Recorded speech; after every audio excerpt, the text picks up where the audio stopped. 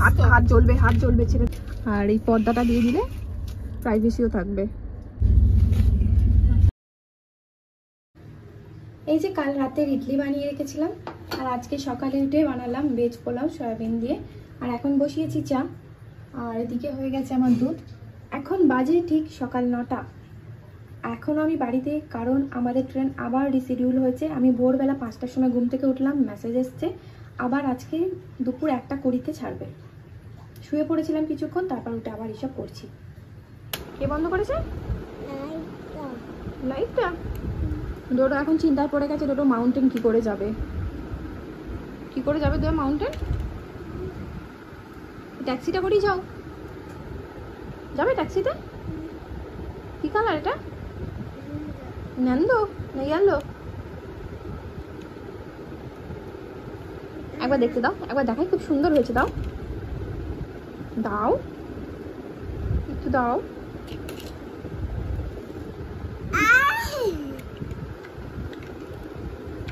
খুব সুন্দর একটা ইয়েলো ট্যাক্সি। আমি যাবো তারপরে নর্থ বেঙ্গল ঘুরতে।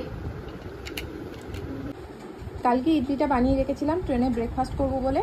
ট্রেনে তো আর হলো না, এই বাড়ি দিয়েই করে নিচ্ছি। একটু গরম করে নিয়েছি শুধু। চলো উঠে বসো।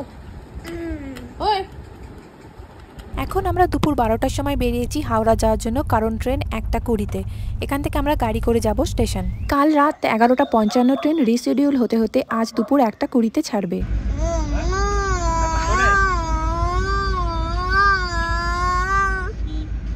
কি চালাচ্ছ তুমি? রাতে কিংবা সকালে ট্রেন হলে অচিন্ত আমাদের স্টেশন ছেড়ে অফিস চলে যেতে পারতো, কিন্তু দুপুরের জন্য ওকে অফিস থেকে ছুটি নিতে হয়েছে। বলো হাওড়া স্টেশন।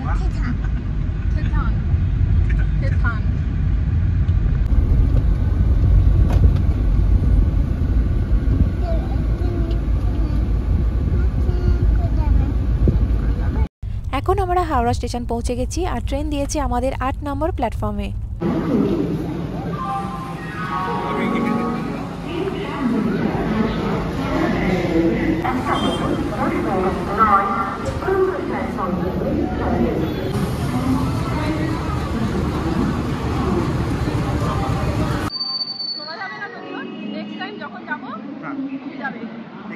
একসাথে কখনো পাহাড় যাইনি, এই 3 বছর পর গেলাম। 3 বছর একাই গেছি। একটা প্ল্যানিং এমনভাবে প্ল্যানিং করো যে যাতে আমি ছুটি অ্যাপ্লাই করতে পারবো আর কোনো অসুবিধা হবে।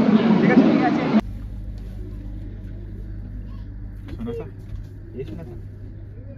শোনো স্যার আবার যাবে বাবা, আবার আসবে। মাম কিনতে যাচ্ছে, মাম আনতে যাচ্ছে বাবা। আমি আবার আসবো। হাক করে দাও বাবাকে। ও বাবা তোমার ওই দেখো মাম কিনতে যাচ্ছে। বাবা আসবে, আবার আসবে। আমি নিয়ে আসছি, আমি জিনিস নিয়ে আসছি। আসছি বাবা, টাটা। চলো আমরা এখান থেকে বসি। এখান থেকে দাঁড়া, নিচে যাওয়া যাবে না। বাবা নেমে গেছে নিচে। দাঁড়াও, এই গো একজন ছুটছে এখন। উনি টাটা করো বাবাকে, টাটা করো।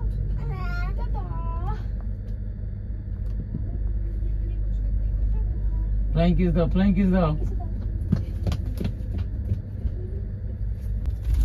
আমাদের স্পেশাল ট্রেন 14 ঘন্টা লেট করে জাস্ট হাওড়া স্টেশন ছাড়ছে, মানে প্ল্যাটফর্ম ছাড়ছে।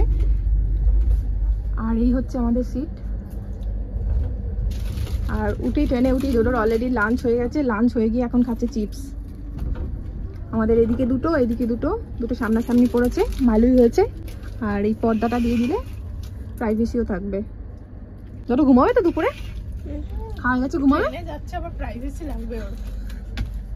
ঘুমাবে তো, দাম করে না। বসো।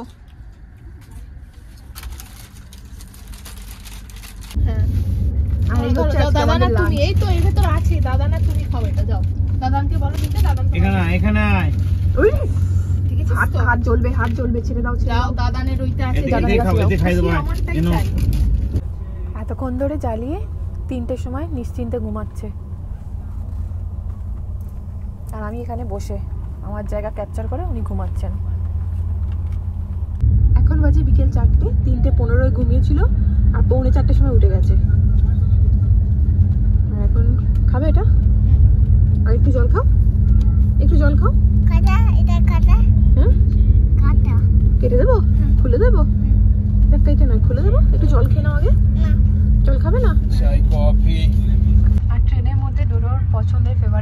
10 বার করে বাথরুমে যাওয়া।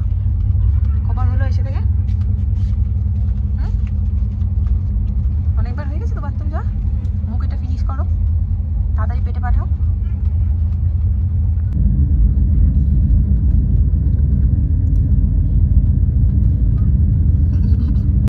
এখন বিকেলবেলা আমরা পৌঁছেছি আজিমগঞ্জ স্টেশন, আর আমি খাচ্ছি পেয়ারা, ডোডো খাবে বিস্কিট।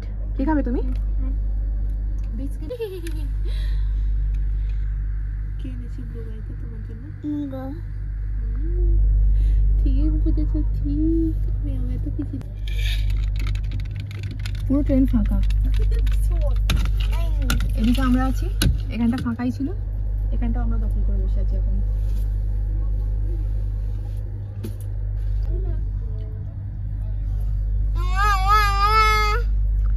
চুপ চুপ একদম।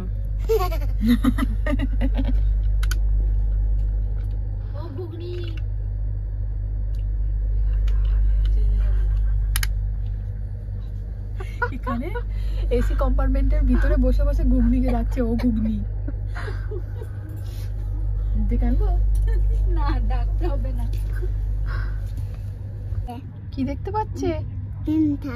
তিনটা? না, যাতে দূর সামনে 5টা 4-এ আজিমগঞ্জ স্টেশন ছাড়লো। ট্রেনটার একদম পিছনে আছি, আর ওই যে সামনের দিকে যাচ্ছে আগের ট্রেনটা। ফিনিশ করো, ফিনিশ করো। হঠাৎ আকাশের রূপ বদলে গেল, ভীষণ জোরে ঝড় শুরু হয়েছে, পুরো একদম ধুলো ধুলো হয়ে গেছে, দূরে আর কিছু দেখা যাচ্ছে না। ওই দেখ এক পা ছাগল যাচ্ছে, পুরো অন্ধকারও লাগছে সামনেটা, হঠাৎ করে একদম কালো হয়ে গেল। ট্রেনটা যেতে পারছে না। বাইরে হচ্ছে এখন প্রচন্ড বৃষ্টি। একটা মাঝে কোনো স্টেশনে দাঁড়িয়ে আছে আজিমগঞ্জ ছেড়ে, আর এসিটা একদম চিল্ড হয়ে গেছে। দোডোর মাথায় বেঁধে দিয়েছি, একদম ফুল স্লিপ পরিয়ে দিয়েছি, আর আমি চাদর ঢাকা দিয়ে নিয়েছি। আর ট্রেন দাঁড়িয়ে গেছে, দোডোর চিন্তা হচ্ছে কি করে যেতে পারবে, ভিত্তি পড়ছে কি করে যাবে। বলো একবার, একবার বলো। এই তো বললে, কি করে যাবে দেখো।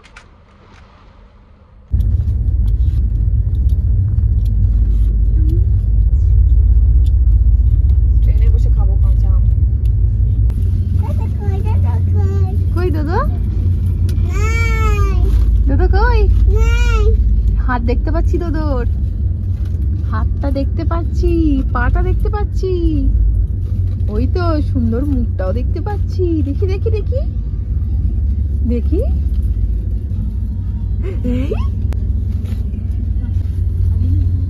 দাও। এই খাবে? এই যে আমাদের কাঁচা আম লেগে, খাবে?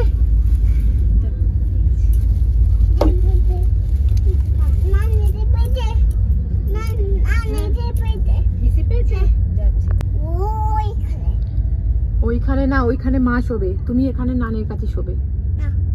কোথায় শোবে তুমি? ওই ওপরে শুতে পারবে? কে শোবে তোমার পাশে? না মেয়ে, নান। তাহলে নানান, তাহলে তুমি এখানে একা শো না। বাবা তোমাকে কি বলেছে? তোমাকে একটা সিট দেবে পরের বার থেকে, তুমি একা একা যেতে পারবে। মা কিন্তু তোমার পাশে শোবে না। ট্রেনে অত জোরে চিৎকার করে না রোডো। কোথায় যাচ্ছিস তুই? ওদিকে কি কি হবে?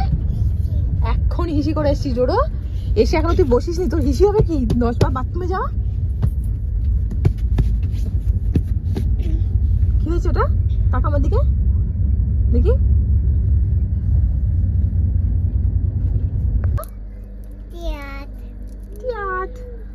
কেমন খেতে বলো তো?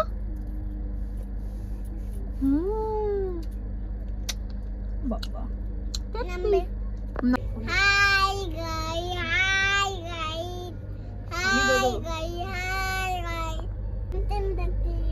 পৌনে 10টার সময় খাওয়া দাওয়া না করে একজন ঘুমিয়ে পড়েছে এখানে, ও দেখছে। আর দুজন ওখানে। কি করছো তোমরা? কি করছো তোমরা? বলো, তোমার ভিডিও দেখছি।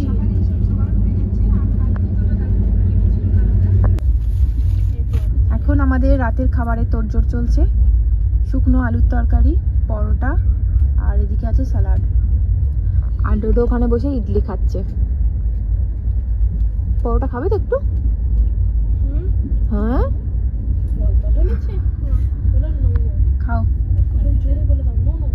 আর ওখানে একজন ঘুমাচ্ছে এখনো। খাওয়া দাওয়া হয়ে গেছে, এবার আমাদের শোবার পালা। 10:30 বেজে গেছে। তার আগে একটু ডোডোর স্কিন কেয়ার করে দিলাম। মুখটা ধুয়ে একটু ক্রিম দিয়ে দিচ্ছি। ডোডো দাদান ঘুমাচ্ছে, দাদানের চোখে লাইট লাগছে, বন্ধ করো। গুড নাইট বলে দাও। গুড নাইট হয়ে গেছে, দেখ সবাই ঘুমিয়ে গেছে। আবার চোখ খারাপ হয়ে যাবে, হাত দিস না।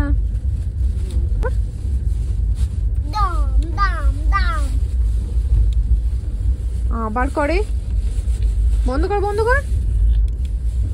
চল আমরা ওপরে শোবো। নিচে শোবে দাদানের সাথে, তাই তো?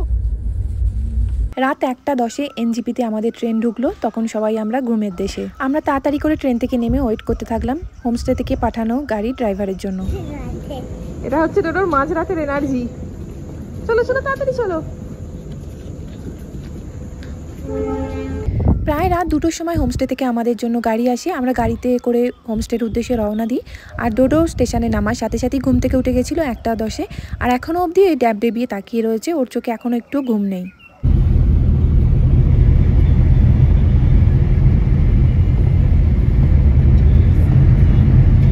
দাদা দাদা ঘুম করো, ঘুম করো, শুয়ে পড়ো।